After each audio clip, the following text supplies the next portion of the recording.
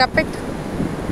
అయ్యో నా కొడుకురు కప్పెడతాడు అంటే సారీ, కప్పెట్టడం అంటే అట్లా కాదు, కాళ్ళు అందులో మన బీచ్ దగ్గర ఇసుకలో ఇట్లా అన్నట్టు.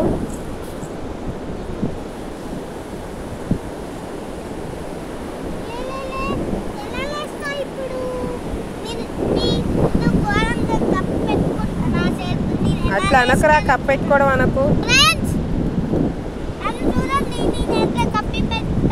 అట్లా అనకురా.